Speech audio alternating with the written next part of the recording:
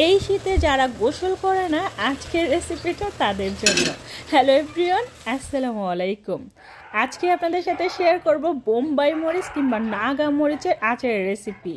চলুন তাহলে ভিডিওটা উপভোগ করা যাক। এখানে আমি বোম্বাই মরিচ নিয়েছি, সেই সাথে নিয়েছি একটা লেবু, তার সাথে নিয়েছি এখানে তেঁতুল, তারপরে নিয়েছি এখানে রসুনের কোয়া, আর সেই সাথে নিয়েছিলাম এখানে সরিষা, একটা কাঁচা মরিচ নুন দিয়ে ব্লেন্ড করে। তো সব কিছু আমি সুন্দর করে গুছিয়ে নিয়েছি, দেখতেই পাচ্ছেন। এবার আমি যেটা করব, তেঁতুলের মধ্যে পরিমাণ মতো পানি দিয়ে এই তেঁতুলটা একটু ভিজিয়ে রাখবো যাতে করে একটু ভিজে থাকে। আর এই যে বোম্বাই মরিচ, এগুলোর এখন এই যে বটুগুলো সেগুলো ফেলে দিব, আর সবগুলোর বটু ফেলে দিব। এখন কিন্তু বোম্বাই মরিচ অ্যাভেলেবেল পাওয়া যায়, তো আপনারা চাইলে আচার বানিয়ে রাখতে পারেন।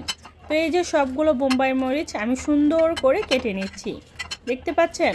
আপনারা চাইলে কিছুটা আস্তেও রাখতে পারেন, কিছুটা একদম কুচি কুচি করতে পারেন, পুরোটা আপনাদের উপর ডিপেন্ড করে। তো আমি আমার পছন্দ মতো এগুলো কেটে নিয়েছি। এবার আমি যেটা করব, যা যা লাগবে সব কিছু গুছিয়ে নিয়েছি। পাঁচফোড়ন হইতে তারপরে বিট লবণ, সরিষার তেল, সব কিছু এভরিথিং সুন্দর করে গুছিয়ে নিয়েছি।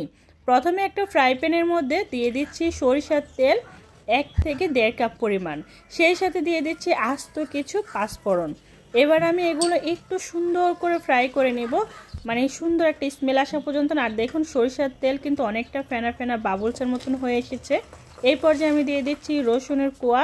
রসুনের কোয়াগুলো দিয়ে একটু সুন্দর করে ভেজে নেব। তারপরে দিয়ে দিচ্ছি আদা রসুন পেস্ট 1 টেবিল চামচ পরিমাণ। সেই সাথে আমি এখানে যে সরিষা, একটা কাঁচামরিচ আর নুন দিয়ে ব্লেন্ড করেছিলাম সবটুকু দিয়ে দিচ্ছি। আপনারা অবশ্যই পরিমাণ মতো বুঝে দিবেন, ঠিক আছে। তো এবার আমি এগুলো দেওয়া হয়ে গেলে আবারও কিছুক্ষণ নেড়ে চেড়ে নিচ্ছি। আরেকটা কথা, প্রত্যেকটা জিনিস কিন্তু স্টেপ বাই স্টেপ সুন্দর করে দিতে হবে, একসাথে তাড়াহুড়া করে সব কিছু দেওয়া যাবে না। দিয়ে দিচ্ছি বিট লবণ, আপনারা চাইলে নর্মাল সাদা লবণটাও দিতে পারেন। তো এবার আমি আবারও কিছুক্ষণ সুন্দর করে মিশিয়ে নেব। তার আগে হলুদের গুঁড়ো আর লাল মরিচের গুঁড়ো দিচ্ছি। এই জিনিসটা চাইলে আপনারা স্কিপ করতে পারেন, তবে একটু কালারফুল হয়, ভালো লাগে। সেই সাথে দিয়ে দিচ্ছি তেঁতুল, যেগুলো আগে থেকে ভিজিয়ে রেখেছিলাম, একটু সফট হয়ে এসেছে। এবার আমি এগুলো সুন্দর করে মিশিয়ে নিচ্ছি। তেঁতুলটা কিন্তু আস্ত থাকবে, সেই জিনিসটা লক্ষ্য রাখবেন। আর দেখুন কত সুন্দর দেখা যাচ্ছে, তাই না? একটু ভালোভাবে কষিয়ে নিচ্ছি, চুলো রাসটা মিডিয়ামে রেখে। এই পর্যায়ে দিয়ে দিচ্ছি লেবুর রস, আপনারা চাইলে এখানে ভিনেগারটাও দিতে পারেন। তারপরে একটু মিশিয়ে নিচ্ছি আর অনেকটা সময় নিয়ে রান্নাটা করে নিচ্ছি। দেখুন ফাইনালি লুক এটার।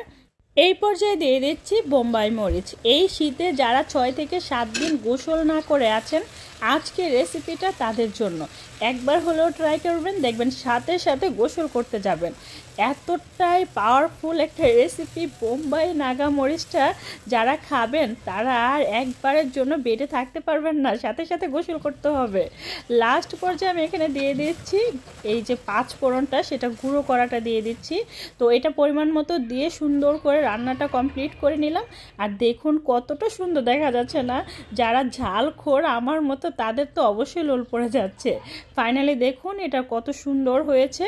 আপনারা একটা কাচের জারের মধ্যে এই আচারটা নর্মালে সংরক্ষণ করে রাখতে পারবেন 1 বছরের মতো। আর বাহিরে যদি সংরক্ষণ করে রাখতে চান 6 থেকে 7 মাস আপনারা সংরক্ষণ করে রেখে দিতে পারবেন। তো এই তো আমি এখন যেটা করব, এটা ঠান্ডা হয়ে গেলে একটা কাচের জারের মধ্যে সুন্দর করে রেখে দেব। আর আমি অবশ্যই নর্মাল ফ্রিজে রেখে দেব। কালারটা দেখুন কতটা লোভনীয় লাগছে, চাই না? আমার কাছে তো ভীষণ ভালো লাগতেছে। গরম ভাত কিংবা খিচুড়ির সাথে এই রেসিপিটা আমার তো চাই। এখন কিন্তু বোম্বাই মরিচের সিজন, তো আপনারা অবশ্যই এই রেসিপিটা করে সংরক্ষণ করে রেখে দিবেন, যখন ইচ্ছে তখনই খেতে পারবেন। তো এই যে আমি একটা কাচের জারের মধ্যে সংরক্ষণ করে রেখে দিচ্ছি। আচ্ছা, ভিডিওটা কেমন লাগছে অবশ্যই কমেন্ট করে জানাবেন, ঠিক আছে? ভালো লাগলে লাইক কমেন্ট শেয়ার করতে ভুলবেন না। চ্যানেলটা সাবস্ক্রাইব করে রাখবেন, পেজে লাইক ফলো দিয়ে সবসময় সাপোর্ট করবেন।